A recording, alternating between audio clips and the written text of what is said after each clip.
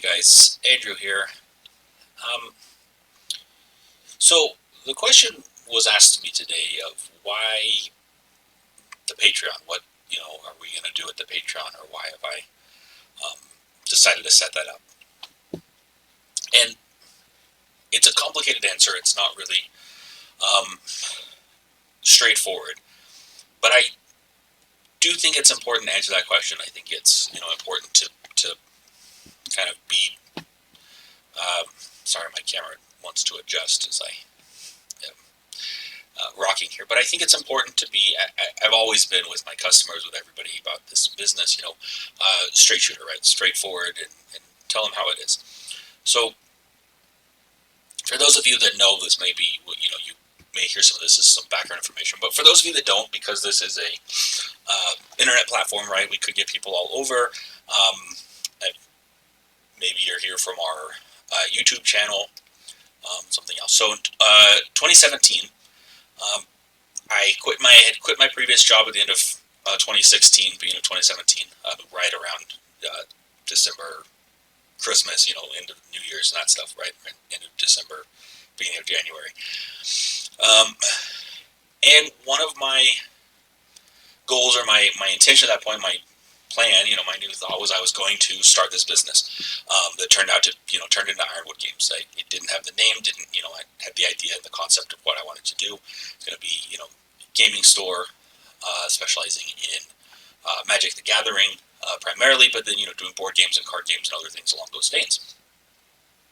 And so, that was 2017, right? I did the footwork, I did the due diligence, on doing all my research, getting all my stuff together, getting, going to the bank, fundraising, finding a location, getting set up, getting product, and then, of course, the hard work of getting customers, building that base, and doing that. And again, if you've been to my store, or to the store when it existed in its previous incarnation, right, you would know, or if you've heard someone or you're familiar with it, you would know that one of my primary goals, right, was about community. This was a community place, right? The intention was, this is not a business in which I am looking to profit immensely, right? Become immensely wealthy and make $1 million and retire and go live on an island and sail around the world in a yacht. Right? I understand you probably need more than that to do that, but my goal was, was really motivated by the fact of, as a younger individual, I was really influenced by the card shops I had frequented, the community and the people that I met there that really were impactful and helped me through life, through even just week to week, just getting to kind of have Friday Night Magic being a huge, no matter how bad the week was, you always got to look forward to Friday Night Magic, and you got to go see your friends and hang out and kind of forget about the week that was, look forward to the weekend and do that. So, those were my intentions, and I framed the store in very much that way. It was very much set up to be a friendly environment, a welcoming environment, where people could have those same experiences and facilitate that.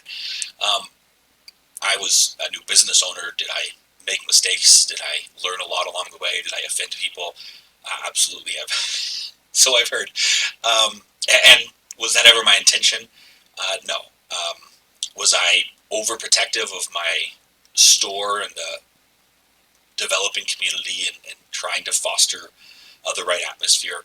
Yes. And, be that as it may, did I inadvertently or intentionally drive some folks away that maybe didn't deserve it? Yes. But as I said, that was an overzealous kind of approach of, this is a fragile ecosystem that I was creating. It was very new, especially in 2017 as that was being developed, and really kind of my fear of bad blood, for lack of a better word, coming in and kind of ruining what I had worked hard to set up and do that, because while it wasn't a business that I was looking to make a lot of money off of. I did want it to be a primary source of income. I did want it to be able to sustain me, and I had put a lot of work and time and money into it, along with the fundraising that I did. And I had many personal contacts and people that I owed money to, still do in fact, and that's part of what we'll talk about here in this video. So for the first 2.5 years or so, the community grew. Business was good. We were doing great. We were never profitable, but what 2-year-old business is really profitable, or what's the percentage of that? So I wasn't worried. It was part of the plan. I wanted to be 3 to 5 years to become profitable. In that 2020 started out really strong. Looked like a good year. It might have been the year we could turn a profit. And as we all know, coronavirus came and just had all sorts of ramifications on our life. You can see I'm still in my quarantine style, right? I haven't cut my hair since March. I haven't shaved since March.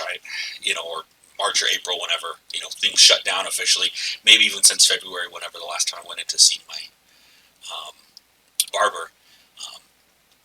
And so we're still in the middle of it. We're still in the ramifications, even though it is 2021 now. It's January. It's almost been a year since then.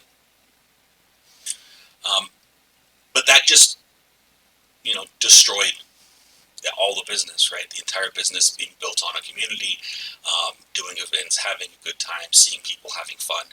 You couldn't do that during a pandemic, right? You can't do that when there's a communicable disease running wild. So, long story short, right, we had some government mandated shutdowns, we had restricted hours, we had curbside pickup. We were able to get some product in. Our lease was up at the end of August 2020, and at that point, we didn't have enough information to renew that lease, and to have any confidence that that spending money monthly on rent on a space would be worthwhile, would have a payoff, would come back. And again, we hadn't to that point really been profitable, right? 2020 was showing signs of profitability, but within 3 months of that, quickly turned south on that. So in business, right, we have this sunken costs fallacy, and you can't just keep throwing money at something that isn't working and thinking, well, just put more money into it because I've already put so much in.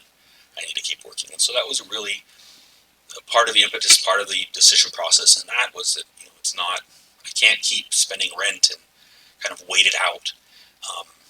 In that's not necessarily going to be prudent on that. So it did have to make the difficult decision of closing the doors on that location. And we had hired 2 part-time workers, and we had to let them go. We lost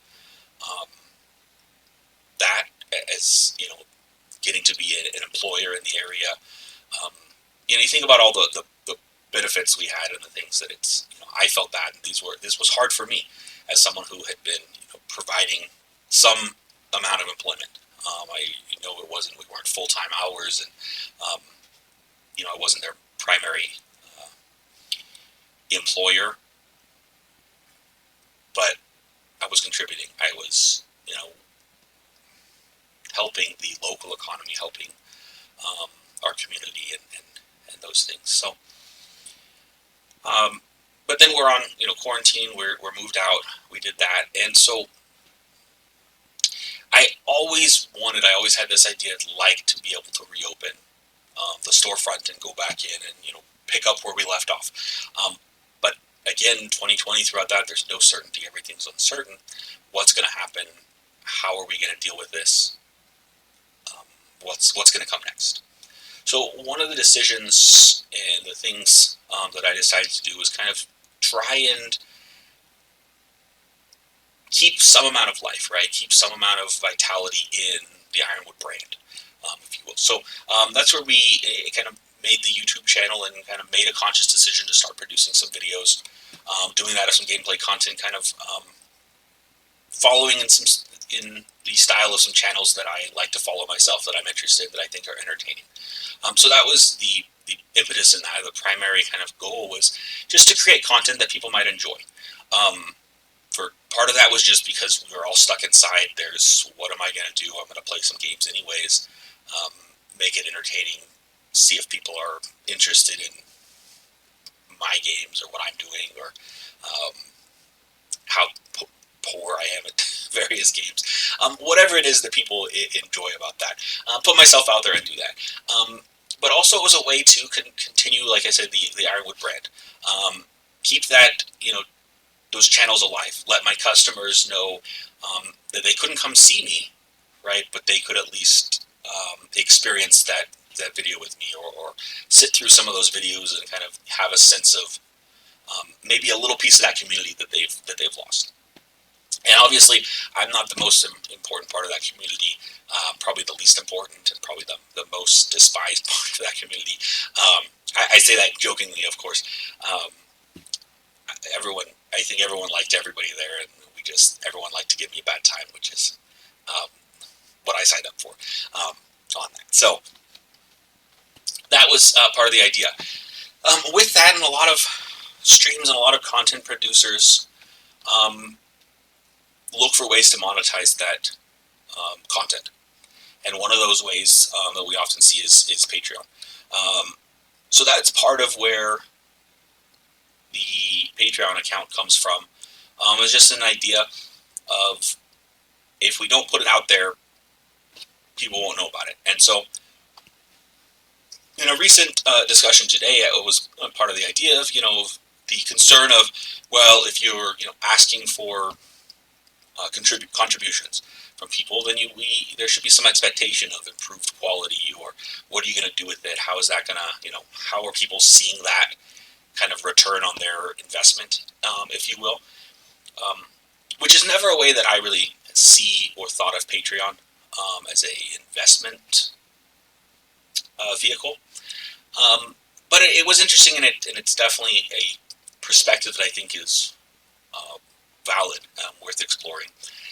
And there is some validity to that. And so I will say, in response to that, of, in the current situation, in the current climate, if there's money, contributions coming in through the Patreon, my intention, without having necessarily expressed it before or anything, was, and I subconsciously at least, our thought was, well, yeah, I would put it back into improving the quality of the channel, right? Maybe get a better headset, or get a better camera, or get some improvements on the machine here, the game, be able to get some more licensure, or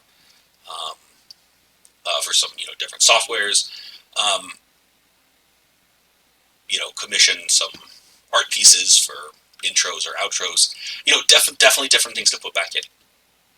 The other part of that is that while some channels and things may have big enough followings that they get free keys or free trials and things like that at this point, these are all games that are being purchased. And so then again, that would go into kind of recouping some of that cost. So in addressing that concern, I think there's validity in it, and I do think it is something that is part of the scheme in which I looked at Patreon and saw that as kind of recuperating some of the investment, the upfront funding that I've had to put into it, and then turning around and using it to, again, improve the quality of the delivery of the content. What I'm going to skip to, though, is this idea and this kind of pipe dream. I'm going to call it at this point. And I always wanted to, the goal was always to be able to restart, kind of relaunch Ironwood as a storefront, as a place, as a community. And in the last year, the last 6 months, and all of this kind of consideration, one of the big kind of overarching themes to me is, with everything, with coronavirus, all the shutdowns, everything, is kind of what's the new normal, going to be. Because in so many things, you guys know I teach now, and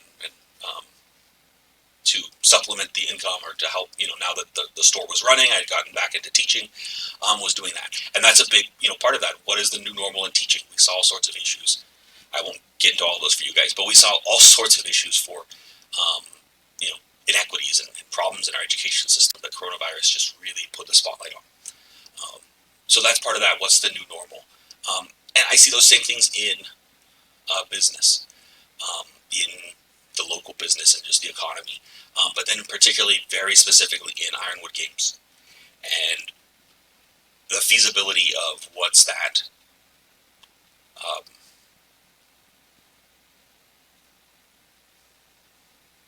business plan. What's that look like? How does Ironwood Games meet its goals? What are its goals? How does it meet its goals?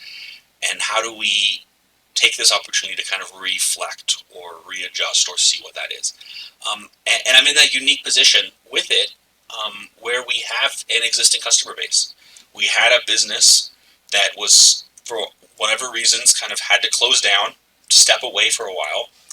And as I look to saying, can we get back into the environment, back out there, we get to bring with us, it's not starting a new business. It's not just starting everything from scratch. We get to bring in all the previous inventory I never sold, all the fixtures and the things that we had, from our last location, all the shelves, all the stuff, that you build up over time, and you have to, storing your things. You get to bring all those assets with you. And the other big asset that I have is that community, my customer base, the people that want to be there to interact with each other, to partake in, the events, to come in and give me a bad time. I'm convinced that's why half of you guys come in, is just to make yourselves feel better by throwing a little dirt my way. But if that's what I can do for you in your day and your time of need, like that's what I want to be there for. That's part of the reason that I like having this store, is saying you just need somewhere that you can go where I'm going to feel better just by going in there. Walking in the door, I'm going to feel better by the time I leave. And that, no matter what it takes, for that, it's all in good fun. I take it all in stride. But so, anyways, I have this asset, and I think, how do I leverage that? How do I use that? What is the platform, or how does that go forward? And so, sorry, I'm tying. I didn't, prepare this as a speech or anything here. I'm tying all these ideas today.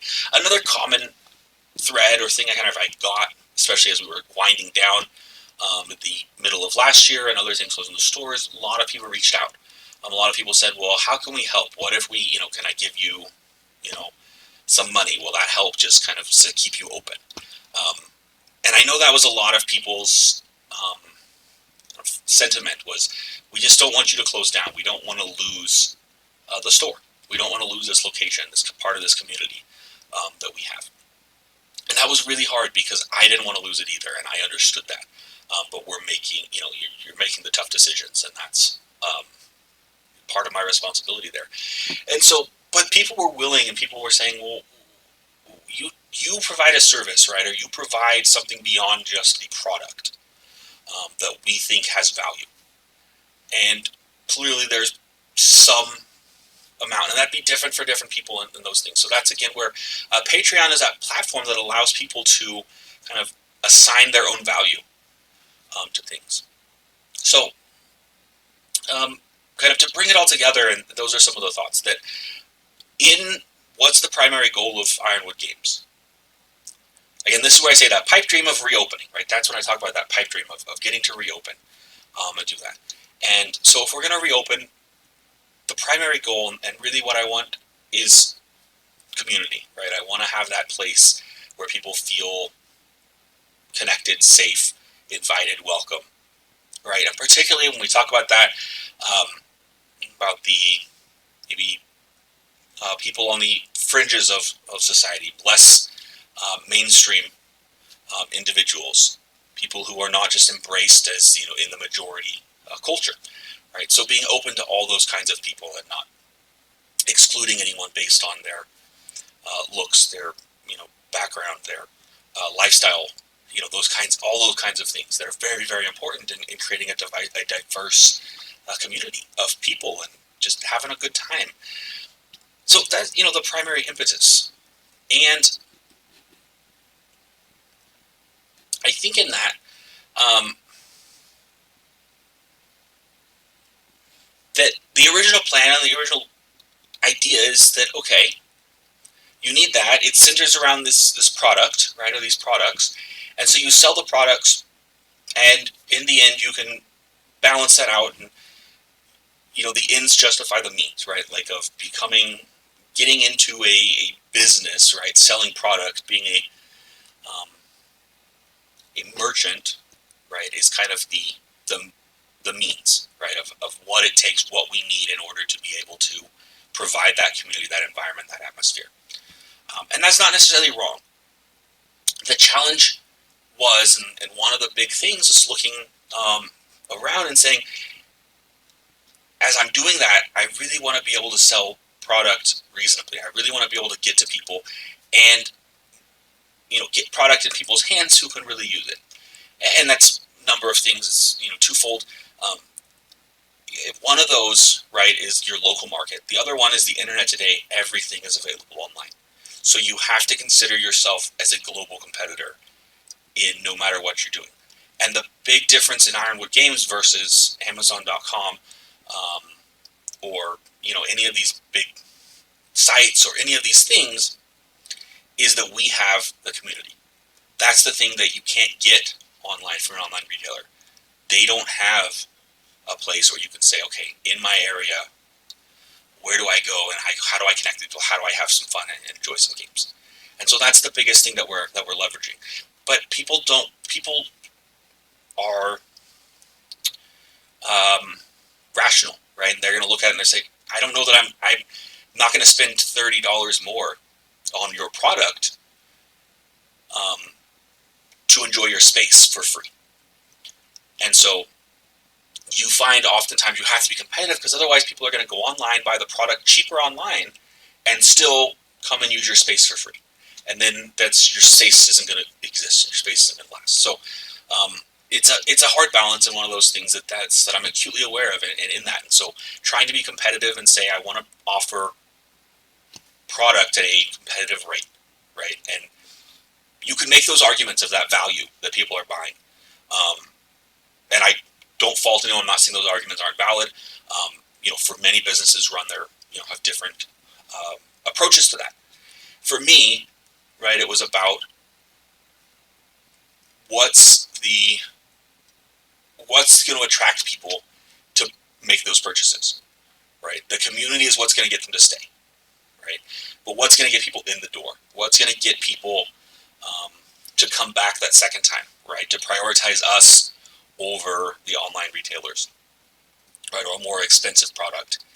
And it's not just, how do we get them to come in to experience that value that we're saying is what you get right out of that. And so again, to me, that was just competitive pricing. We have to be able to make competitive pricing. The downside of that, of course, is you lower your prices, you lower your profits, right? The difference, again, between an online retailer is they can have a big warehouse square footage is a lot of times very much cheaper. Their overheads can be a lot lower. They can kind of survive on lower profit margins where a retail store can't. And if you go to the research, you get all of that. Wizards with Magic, you have to have a retail store to be able to do events. And so, there's all these kind of pieces that fit together and kind of tie your hands in a way and kind of get you to where you're at. You say, this is what I have to have. These are all the constraints. And that's, ultimately, I guess that's a good word, the constraints. And that's ultimately where it came to him, is I was looking at all these constraints with nearly 3 years of kind of experience, and reevaluated those constraints and kind of said, what can we leverage? What can we do to over that? So, putting all those things together, to me, that's where I came with the idea, or kind of come to the conclusion of Patreon is part of that new normal. Okay? Patreon is the platform that lets people contribute regularly to saying, I get $10 of value from this store in this community. And part of that value may be in great pricing, right? Not just your events. And they can make those contributions. And someone else can say, I have the means to do $20 a month, and somebody else may say, I have the means to do $1 a month. And so it really lets it be a platform where people can kind of choose their own kind of participation contribution. And at the same time, it takes away from people in the store having kind of going for handouts or passing the plate around, if you will, in the store and saying, oh, we need to make our rent this week. So if you guys are here and enjoying this event, can you chip in $5? And there's nothing wrong with that, but I don't want that to be what makes someone leave, right? Or the high school kid that says, I don't have $5. That $5 is for my lunch tomorrow, or those things. I don't want that person to feel, oh, now I can't. Am I not really allowed to be here because I'm not contributing and doing that? So I wanted to kind of separate those two things. Make that contribution, that kind of tips, if you will. I know a lot of times people would try and say, well, let's give you tips, or let's do that. And that, for me, it always felt weird. I don't want to take tips. Like, I'm not giving you a service, really. And so, again, it kind of moves that into a third-party platform, which I think makes it less uncomfortable for me. Hopefully less uncomfortable for customers in that, particularly those that aren't able to or don't feel like, oh, I can't, do it this month. I can't, do that much. I can't do as much as the next guy. And not that it doesn't have that value or have even more value. But everyone's in a different spot and able to do different things. So really I don't know if any of this made sense, if it all comes together. I'm running into my time here, and I want to wrap this up and just say, in the end, the idea behind the Patreon and launching the Patreon is that if and when we can reopen a location, that amount will offset our rent obligations. Will be dedicated first and foremost to paying the overhead so that we can maintain that space. Right, so we don't have that pressure of, I need to go out and make sales, I need to do all these other things. I can provide the environment and the space for people to enjoy, right? And we can have, that's our priority, that's what we want. We can still do the sales, we can still provide product at reasonable prices. We don't have to raise our prices, we don't have to gouge people. We don't have to worry about, are people buying here or not because of our pricing. Those pieces. In the meantime, while we're not there yet, I would love for people to be able to contribute. One of the reasons I make that content regularly on YouTube, we put that up on our channel. I plan to keep doing that even once we can get reopened. No promises, I know I want to, though. Is because I want people, anywhere to feel that. But even if you're not in the area, if you're not part of our community, and you say, well, what am I getting out of this? These videos are fun, but is there more to it? I want to say to you, that's what you're helping to kind of sponsor. That's what your contributions go to, is providing that space and that thing. And I want to share with you guys that vision of, this is what I want, this is what I see. This is how I want to have a positive impact on the world. So, like I say, in the meantime, I still have, a lot of obligations to pay back from our kind of initial launch, including a lot of money that I personally put in. I have a lot of expenses, not a lot, but some expenses on purchasing games, purchasing equipment, getting things up and running. So even if you're not sure of what you're getting, I just wanted to kind of put that out there and address that concern and say, what's the point? Why am I giving? Are you just going off and buying yachts or doing that? And I'm not. I don't want a yacht. I get seasick, so I probably will never buy a yacht. But please, follow if you don't follow our YouTube channel, Ironwood Games, find us on Facebook. If we get a store, come in and see us. Or, let's have a conversation, let's have a dialogue and talk. If you have other questions, other concerns about this, please reach out to me, let me know. I want to answer those. I want to, I'll be upfront and honest with you guys of what we're doing with, the contributions you give us and what you are enabling to happen in the world. So, thank you guys for your time. I really hope I explained it all well. I hope it makes sense. I hope that answered some of your guys' questions. And until next time.